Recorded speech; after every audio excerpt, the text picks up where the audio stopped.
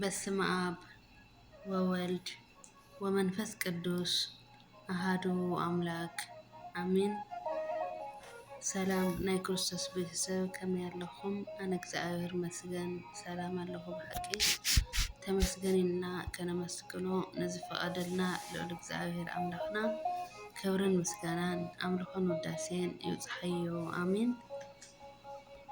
ሽምበኣር ፍትዋተይ ለማዓንቲ ድማ ካሕተን መልስን ወፂላ መንፈሳዊ ንዋይ ሒዘልኩም መፅእ ኣለኹ። ናይ ለማዓንቲ ኣርእስና መንፈሳዊ ሰብ ናይ እግዚአብሔር መልክዕን ምስልን እዩ ዝብል ይኸውን። መንፈሳዊ ሰብ ናይ እግዚአብሔር መልክዕን ምስልን እዩ። ኣብ ናይ ስነ ፍጥረት ታሪኽ እግዚአብሔር ከምዚ ብምባል ይዛረብ። ብመልክዕና ከም ምስልና ሰብ ንፍጠር ዘፍጥረት ምዕራፍ 1 ካብ ፍቕዲ 26 እስካብ 27። ሰብ ብመልክዕ እግዚአብሔር ዝተፈጠረ እዩ ክንብል ከለና ንእግዚአብሔር ብመለኮቱ መሲልዎ እዩ ማለትና ኣይኮነን። ምክንያቱ ከምዚ ምባል ወሰን ዘይብሉ ዘለኣለማውነቱን ንምፍጣር ዘለዎ ሓይልን ዘቃልል እዩ። ንሕና ንእግዚአብሔር ብዞም ስዒቦም ዝጥቀሱ ሰናይ ተግባራቱ ኢና ንመስሎም። ንኣብነት ሰብ ብመልክዕ እግዚአብሔር ዝተፈጠረ ብንጽህናን ብጽድቅን እዩ። ቅድሚ ውድቀት መንፈሳዊ ሰብ ለዋህን ገርህን ስለ ዝነበረ ሓጢአት ዝበሃል ነገር ፈጺሙ ኣይፈልጥን ነይሩ። ኣቦና ኣዳምን ኣዴና ሔዋንን ቅድሚ ውድቀቶም ክልቲኦም ጥራይ እንከለው ኣይሓንኩን ነይሮም። ዘፍጥረት ምዕራፍ 2 ፍቕዲ 25። ምክንያቱ በዚ ግዜ እዚ ካብ ፍረ እታ ጽቡቕን ክፉእን እተፍልጥኦም ስለ ዘይበልዑ ከም ህፃናት ክፉእ ዝበሃል ነገር ኣይፈልጡን ነይሮም።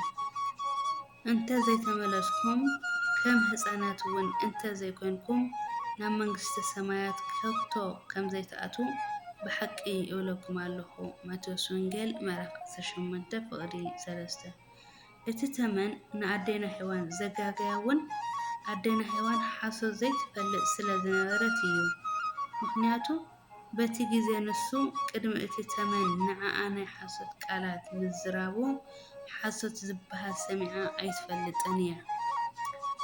ካልኣይ ሰብ ብመልክዕ እግዚአብሔር ዝተፈጠረ ብቅድስና እዩ። ኣዳምን ሔዋንን ቅድሚ ውድቀት ዝነብርዎ ዝነበረ ህይወት ብርግጽ ኣዝዩ ጽቡቕ እዩ ነይሩ። ይኹን እምበር ድሕሪ ሓጢአት ቅድስንኦም ስኢኖም እዮም። ካብኡ ንድሓር እውን ብዘይጠቕሙ ነገራት ሰብ ክሳዕ ሕጂ ኣብ ሓጢአት ይወድቕ ኣሎ። ስለ ዝኾነ ድማ እግዚአብሔር ንሰብ ከምዚ ይብሎ፣ ሎሚ ህይወትን በረከትን ሞትን ጥፍኣትን ኣብ ቅድሚኹም ኣንቢረልኩም ኣለኹ። ህይወትን ሞትን በረከትን መርገምን ኣብ ቅድሚኹም ኣንቢረልኩም ከም ዘለኹ ሎሚ ሰማይን ምድርን ምስክረ እዮም። እምበኣርሲ ንስኻትኩምን ዘርእኹምን ብህይወት ምእንቲ ክትነብሩ ህይወት ሕረዩ። ዘዳግም ምዕራፍ 30 ካብ ፍቕዲ 15 እስካብ 19። ሰብ ቅድስንኡ ድሕሪ ምስኣኑ ናይ እግዚአብሔር መልክዑ ከም ዘለዎ ዘፍልጥ ትምህርቲ እውን ስኢኑ እዩ። ካብዚ ንድሓር ነቲ ዘይረአ ኣምላኽ ምስሊ ዝተባህለ መድሃኒና ኢየሱስ ክርስቶስ ናባና መጺኡ ነቲ ዝሰኣናዮ መልክዕ ንኽምልሰልና ከመና ሰብ ኮነ። ንምዃኑ ሰብ ከምዚ ዝበለ መልክዕ ከመይ ገይሩ እዩ ክረክብ ዝኽእል? ፍቑረ እግዚእ ቅዱስ ዮሃንስ ነዚ ኣመልኪቱ ከምዚ ብምባል ይዛረብ።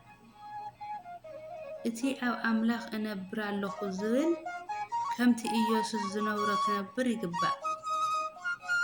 እቲ ኣብ ኣምላኽ እነብር ኣለኹ ዝብል ከምቲ ኢየሱስ ዝነብሮ ክነብር ይግባእ። ቀዳማይ ዮሃንስ ምዕራፍ 2 ፍቕዲ 16። በዚ መሰረት ድማ እግዚአብሔር ነቶም ኣቐዲሙ ዝፈልጦም ንሱ ንብዙሓት ኣሕዋት በኽሮም ምእንቲ ክኸውን ንምስሊ ወዱ ክመስሉ ቀዲሙ መደቦም። ሮሜዮ ምዕራፍ 8 ፍቕዲ 29። ሰብ ኣብ ምድሪ ከምዚ ዓይነት መልክዕ እንተደኣ ተጓዒዙ ከምቲ መድሓኒና ኢየሱስ ክርስቶስ ዝተዛረቦ እቲ ናይ ውርደት ስግኡ ናብ ክቡር ይልወጥ። ንሱ በቲ ንኹሉ ክመልከሉ ዝኽእል ሓይሊ ነዚ ናይ ውርደት ሰውነትና ለዊጡ ነቲ ክቡር ሰውነቱ ከምስሎ እዩ። ፊልጵስዩስ ምዕራፍ 3:21 ጎይታ ድማ ነዚ ኣመልኪቱ ከምዚ ይብል፣ ኣነ ቅዱስ እየ እሞ ቅዱሳን ኩኑ። ዘሌዋውያን ምዕራፍ 11:45 ካብዚ ብተወሳኺ ነዚ ቃል እዚ ሐዋርያ ቅዱስ ጴጥሮስ እውን ደጊሙ ጠቒስዎ እዩ። ኣነ ቅዱስ እየ እሞ ቅዱሳን ኩኑ ቀዳማይ ጴጥሮስ ምዕራፍ 1:15-16 እዚ ማለት ድማ ናብቲ ናይ ቀደም መልክዕኩም ተመለሱ ማለት እዩ። በዚ ቅድስና እዚ ከዓ ናይ መለኮት ምስጢራት ተኻፈልቲ ክትኮኑ ኢኹም ማለት እዩ። ምክንያቱ ቅዱስ ንቅዱሳን ተባሂሉ ተጻሒፉ እዩ። ሰባት ቅዱስ ቁርባን ንኽቕበሉ ምድላዎም ንቅድስና ተዳልዮም ኣለዉ ማለት እዩ። ነቢይ ሳሙኤል እውን ንዳዊት ንንግስና ክመርፆ ከሎ ከምዚ ብምባል ተዛሪቡ ነይሩ እዩ። ብሰላም እየ ንእግዚኣብሔር ክስውእ ደኣ መጺአ ተቐደሱ ምሳይ እውን ናብቲ መስዋእቲ ንዑናይ ቀዳማይ ሳሙኤል ምዕራፍ 16:5 ኣብዚ ሓደ ሕቶ ክነልዕል ንኽእል ኢና። መንፈሳዊ ሰብ ከመይ ገይሩ እዩ ቅዱስ ተባሂሉ ዝጽዋዕ? መንፈሳዊ ሰብ ብመልክዕ እግዚኣብሔር ስለ ዝተፈጠረን ቤት መቕደስ ኣምላኽ ስለ ዝኾነን መንፈስ ኣምላኽ ኣብኡ ስለ ዝሓድርን እዩ ቅዱስ ተባሂሉ ዝጽዋዕ። ቀዳማይ ቆሮንጦስ ምዕራፍ 3:16 እዚ ማለት መንፈስ ኣምላኽ ኣብ ዘይጸረየ ቤት መቕደስ ኣይሓድርን ማለት ኣይኮነን። ምክንያቱ ከምዚ ተባሂሉ ተጻሒፉ እዩ፣ ሕግታትካ ኦ እግዚኣብሔር ኣዝዩ ዘለኣለማዊ እዩ፣ ቤት መቕደስካ ከዓ ንዘለኣለም ቅዱስ እዩ። መዝሙረ ዳዊት ምዕራፍ 93:5 ወዲ እግዚኣብሔር ስለ ዝኾነ እውን ቅዱስ ይበሃል እዩ።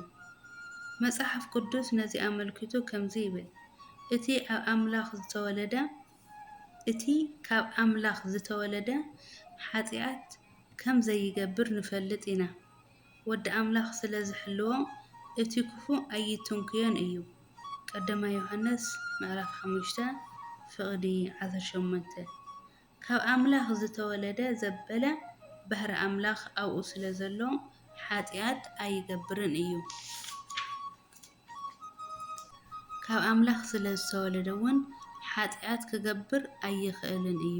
ቀዳማይ ዮሐንስ ምዕራፍ 3:9 ሳልሳይ መለኮታዊ ምስጢራት ኣብ ውሽጡ ስለ ዝሰርሑ ቅዱስ ተባሂሉ ይጽዋዕ። ሰብሲ መለኮታዊ ምስጢራት ኣብ ውሽጡ ስለ ዝሰርሑስ ቅዱስ ተባሂሉ ይጽዋዕ።